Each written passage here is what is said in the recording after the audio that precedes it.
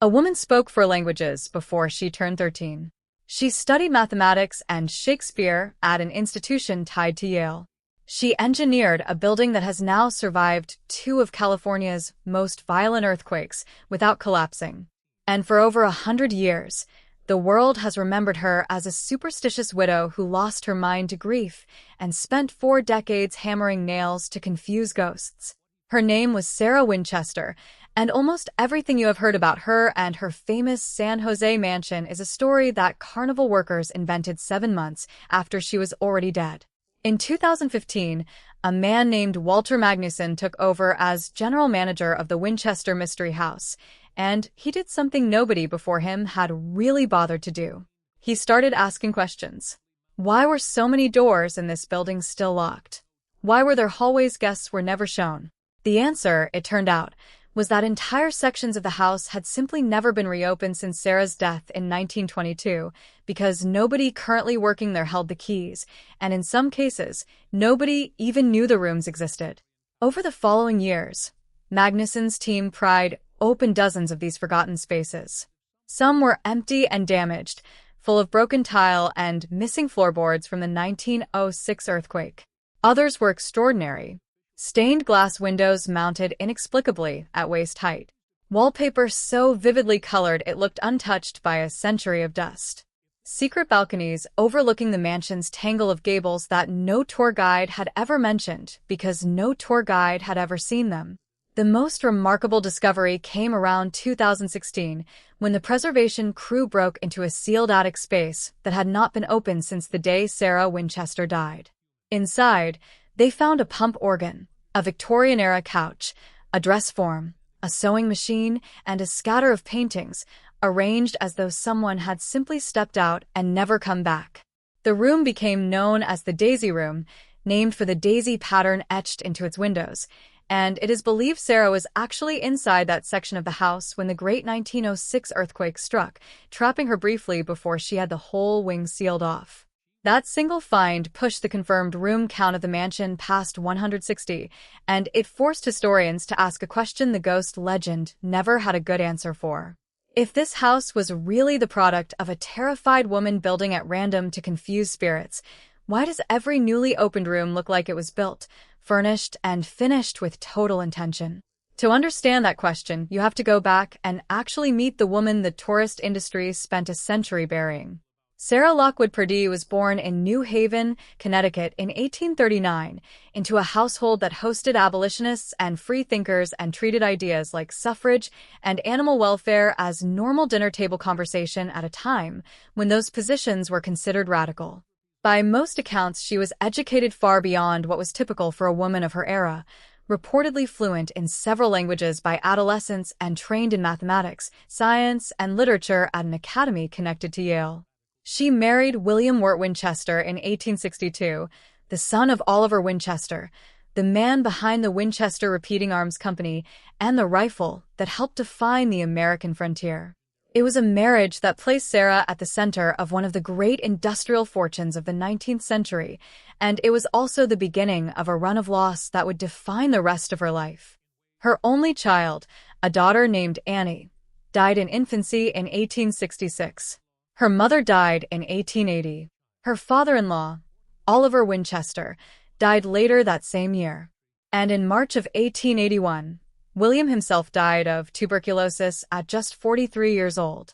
In under a year, Sarah had lost her father-in-law and her husband, and in a span of roughly 3 years total, she had lost her mother, her only child, her father-in-law, and the man she married. She was 41. Suddenly one of the wealthiest widows in the country, and by every account genuinely alone. This is the part of her story the ghost legend actually gets right. Grief shaped what came next. What the legend gets wrong is what she did with it. The popular version says Sarah was told by a Boston medium that she was cursed by the spirits of everyone ever killed by a Winchester rifle, and that she could only escape death herself by moving west and building without ever stopping. It is a genuinely chilling story. It also appears to have no documentary foundation whatsoever. Historian Mary Jo Ignafo, who spent close to 2 decades combing through Sarah's actual letters, business records, and estate documents for her biography, Captive of the Labyrinth, found no trace in New Haven or Boston of any medium matching the one described in the popular tale. The story first shows up in a 1967 book on American ghost lore, more than 4 decades after Sarah's death, with no earlier source behind it. Before that, the myth-making had already begun in smaller pieces.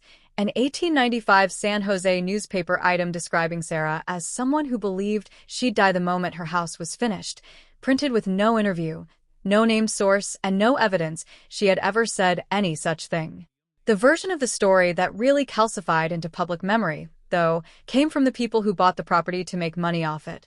When Sarah died in September 1922, appraisers looked at her earthquake-damaged, unconventional house and considered it close to worthless as real estate. Within months, a roller coaster designer named John Brown leased the property with his wife Mamie, and by June 1923 they had opened it to paying tourists, drawing more than 10,000 visitors on opening weekend alone. Mamie Brown, who had never met Sarah Winchester in her life, stood in front of every tour group and narrated a woman terrified of vengeful spirits, building doors to nowhere and staircases leading into ceilings to trap the dead. It worked. It has kept working for over 100 years. Meanwhile, the people who had actually known Sarah, her former employees, her neighbors, her friends, were reportedly dismayed by what was being said about her. One carpenter who worked on the house apparently stated plainly that many of the strangest architectural features, the vanishing staircases, the doors opening onto blank walls, were added to the house after Sarah Winchester had already died, as part of building the tourist attraction itself. Once you set the ghost story aside and look at the house purely as an engineering project, it starts to look less like madness and much more like ambition.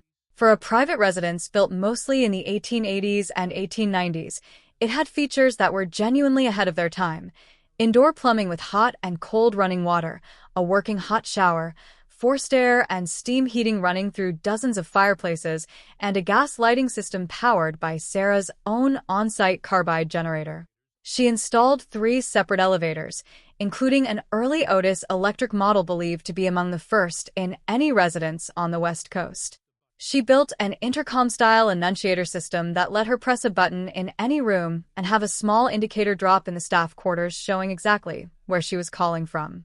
Her conservatory used slanted floors, trapdoors, and automatic watering to recycle excess water straight out into the gardens, an early example of residential water management decades before that became standard practice anywhere. The single most striking piece of engineering in the whole house, though, is what happened to it in an earthquake. On April 18, 1906, a magnitude estimated near 7.9 tore through the San Francisco Bay Area, one of the most destructive quakes in American history. Before that morning, Sarah's house stood 7 stories tall. The quake collapsed the upper floors and the central tower and toppled several chimneys. But the core of the structure held. Architectural historians who have studied the house point to what is essentially a compensated foundation, a design where the structure isn't rigidly fixed to its base, allowing it to shift and absorb seismic energy instead of snapping under it. That is close to the same underlying principle behind modern earthquake-resistant construction, applied here to a private home in the 1880s, long before earthquake engineering existed as a formal field. That same structure was still standing when the Loma Prieta earthquake hit the region again in 1989. It's worth pausing on just how dramatic that survival really was, because it goes a long way toward explaining why later generations found it so easy to believe something otherworldly was going on.